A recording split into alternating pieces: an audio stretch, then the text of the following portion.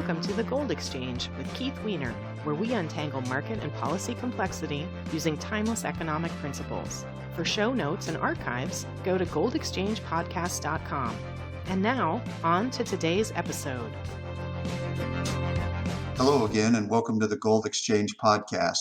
A few weeks ago, Keith was invited to present his theory of interest in prices at the annual Mises conference held in Auburn, Alabama. This presentation is based on a 7-part article which Keith wrote many years ago after completing his PhD at the new Austrian School of Economics. We'll of course link to that in the show notes. I'll wet your whistle a bit by reading the first few lines of that paper. Quote, under gold in a free market, the theory of the formation of the rate of interest is straightforward.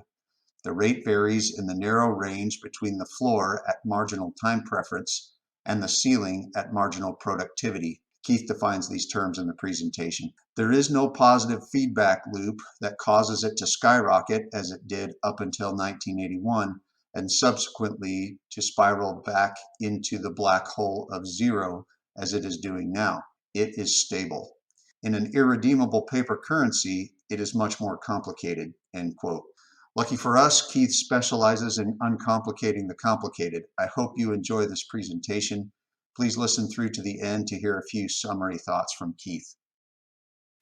Everybody, I assume, is familiar with the Milton Friedman quote where he says, inflation is everywhere and always a monetary phenomenon. Now, the problem with this, first of all, it's not true. The problem with this is that it causes a fundamental confusion because there are different sources that can drive up prices.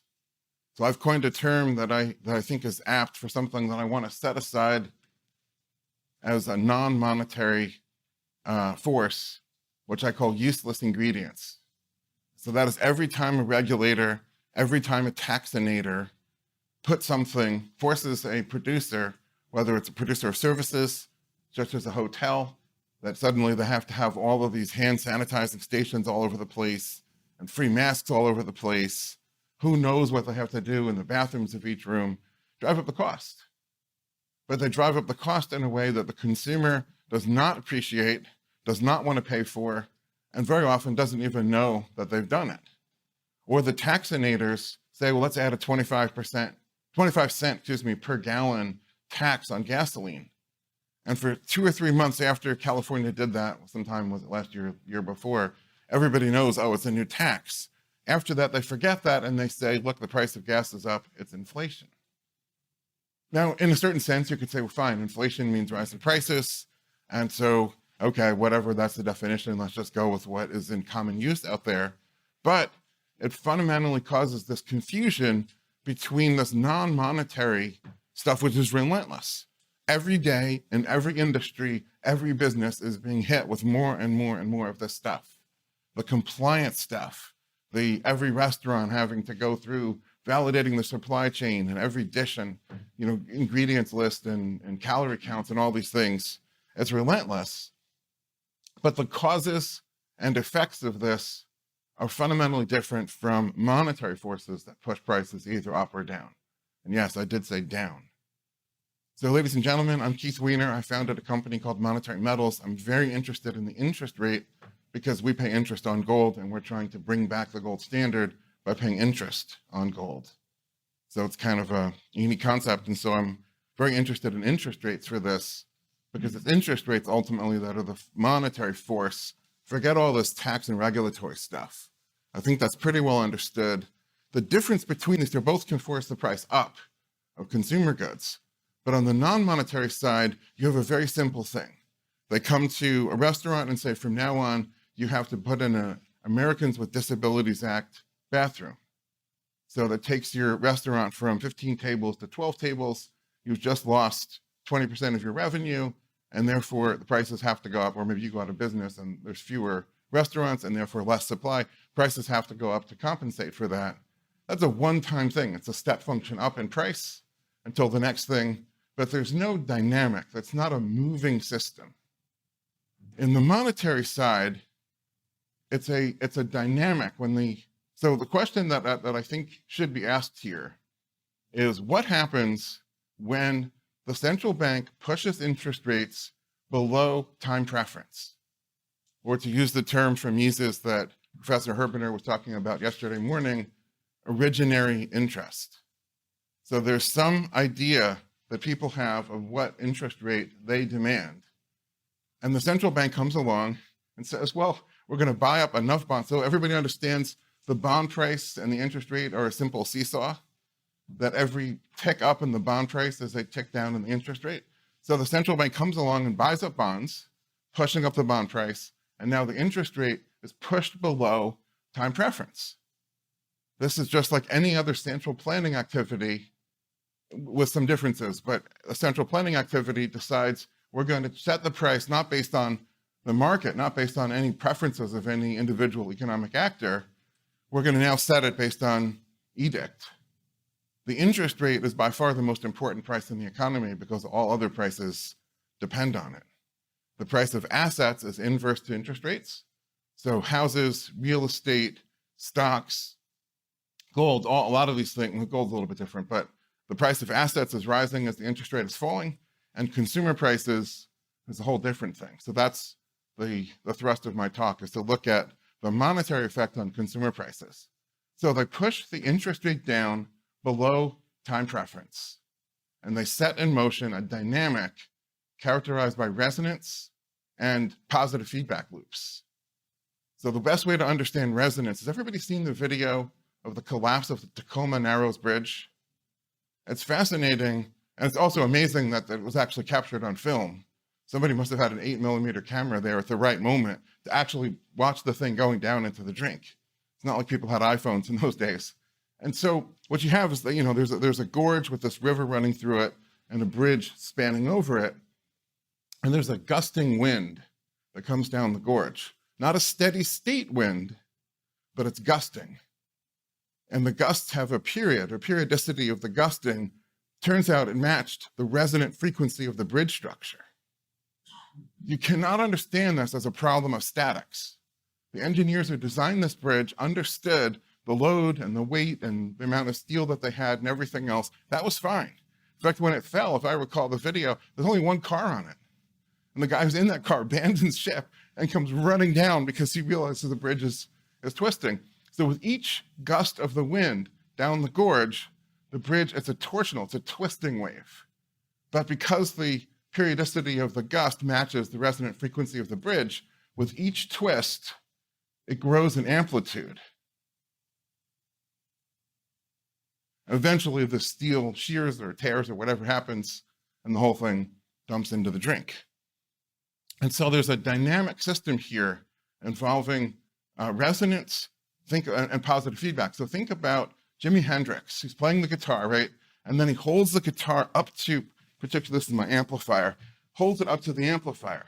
Well, the string is vibrating, which sends an electric signal through the pickups to the amplifier, which makes the speaker generate motion, which vibrates the air, which then, since the strings are right there next to the speaker, is picked up into the string, and it's round and round and round, and the squeal that's generated gets louder and louder and louder until there's a circuit in there that actually limits it. If it wasn't limited, it would go to the point where the amplifier caught on fire. So you don't want that. So you have this ratcheting positive feedback effect. And so I can't possibly try to address everything that's in my paper, but I want to give sort of a taste of it and hopefully motivate everybody to want to actually read the paper. So in a normal free market, and I say that with all awareness that today that's not what we have. There is time preference, and then interest should be above or at least not less than time preference. Because if it was less than time preference in a free market, i.e. gold standard, what do you do when your time preference is violated? Well, you pull your gold out of the bank. That forces the bank to sell a bond in order to raise the cash to pay you. And the selling of the bond pushes the bond price down, which pushes the interest rate up. So the saver has the ultimate brakes on the interest rate, can't go below this floor, right? And at the same time, the interest rate has a ceiling, and that's the marginal productivity of the entrepreneur, AKA return on capital. You cannot borrow money at 10% to expand a business that gets an 8% return on capital. It doesn't work. If the interest rate ever got above that, not only wouldn't you borrow any more, you might actually sell assets in order to pay down debt because you've got inverted. So there's two positive spreads: time preference or originary interest to interest rate, and interest rate to marginal productivity. So they come along, and the first thing they do is they say, let's set up a central bank in America that was established in 1913.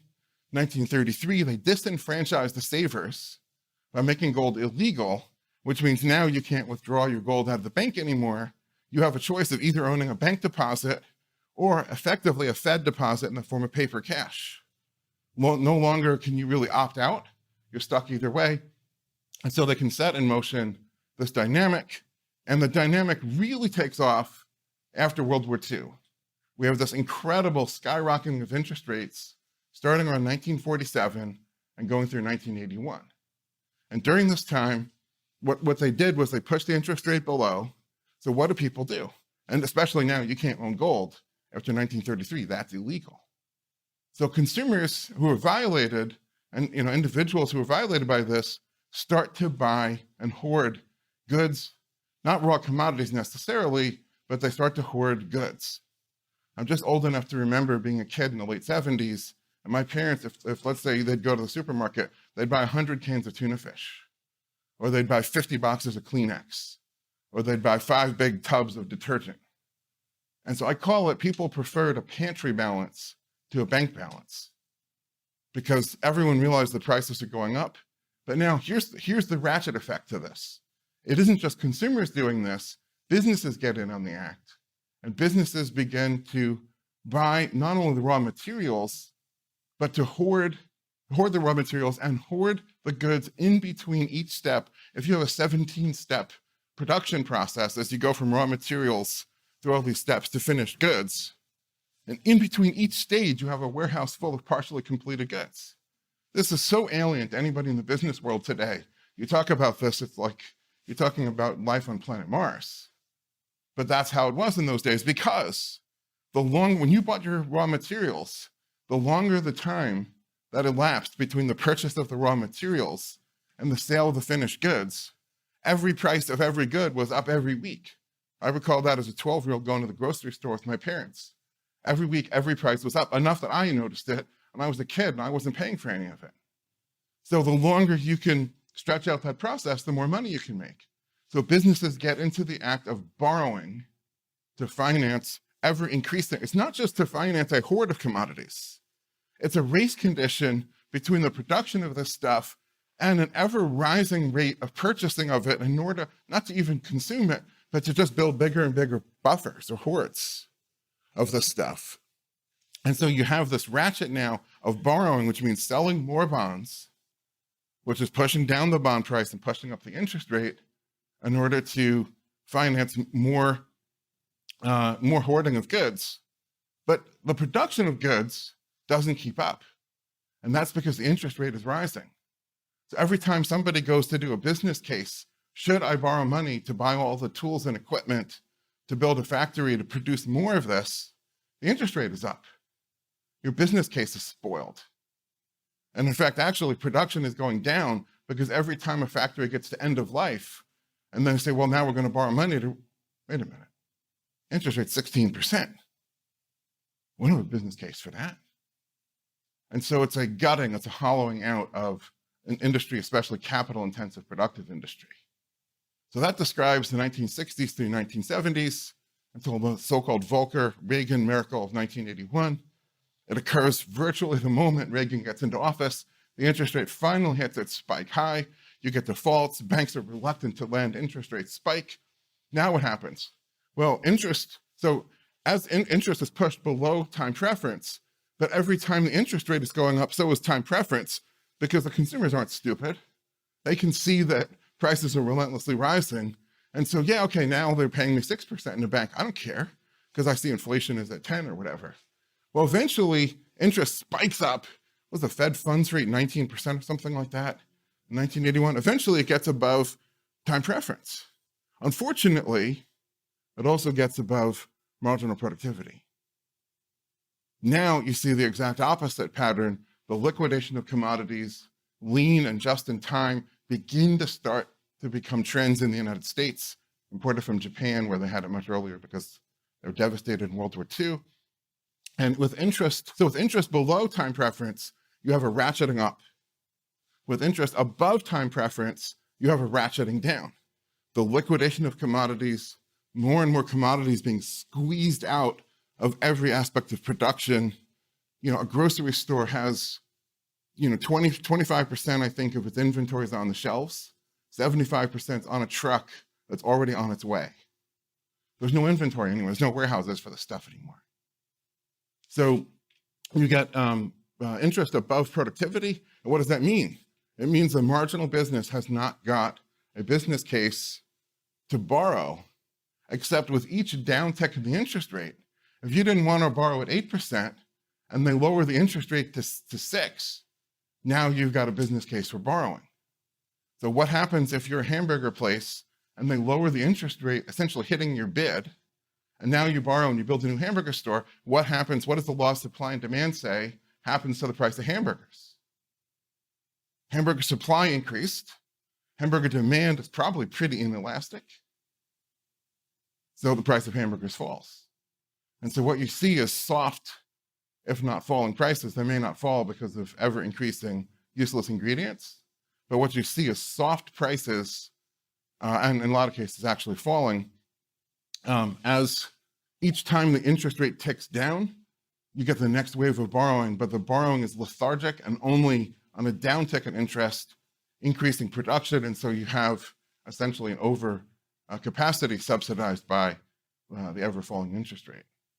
Anyway, this is very pathological. I could go on talking about this for hours and hours and hours, but in deference to the time.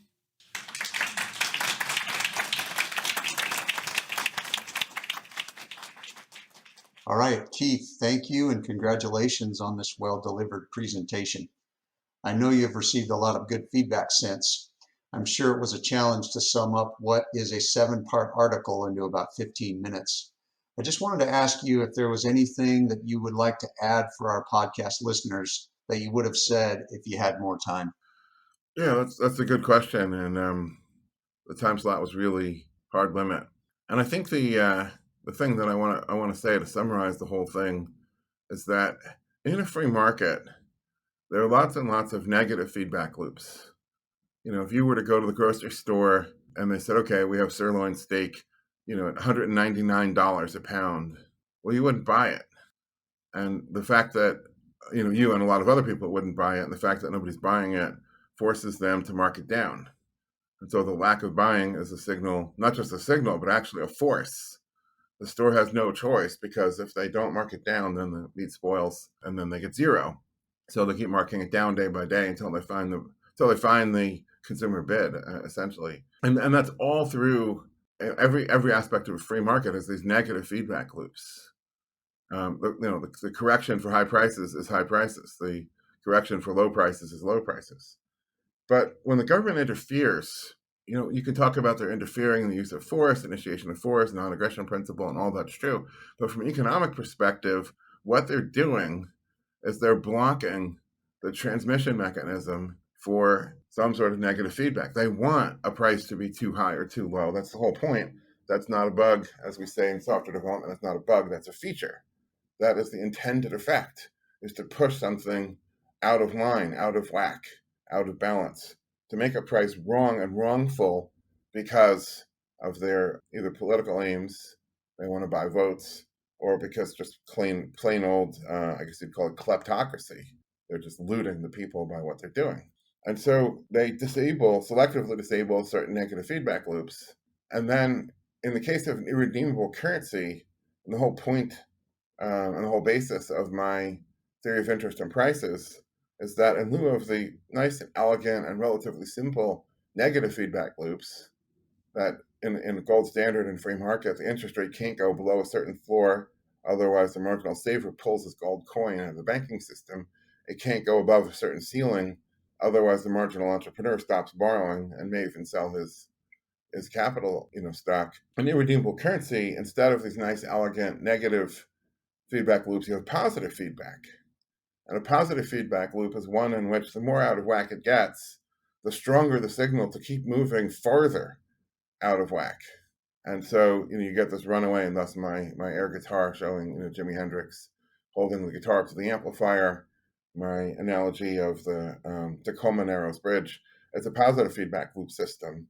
And so you had this endless rising rates and consumer prices from approximately 1947, right after the end of World War II, until 1981. 34 years of it running away, shooting the moon. And then finally you get a spike high in 1981, almost the moment after Reagan takes office in 1981. And then so far we've had, and it continues, 40 years of falling trend.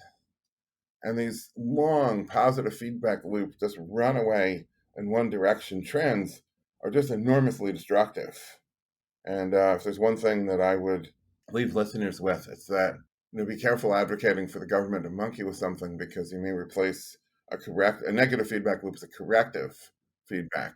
A positive feedback loop is I'm not sure what the opposite of corrective would be, but it tends to encourage things that are out of balance to go further out of balance. And there are a few things in nature that work that way. Thermonuclear, when you have enough fissionable mass, that's a positive feedback loop. Most things in nature are negative feedback loops, and negative feedback loops should be thought of as something that's stable, and positive feedback loops should be thought of something that runs away and ends in a catastrophic failure. Great summary thoughts, Keith. That's all the time we have for today. Thank you for joining us on the Gold Exchange. We hope you've enjoyed this episode. Go to goldexchangepodcast.com to learn how you can earn a yield on gold paid in gold.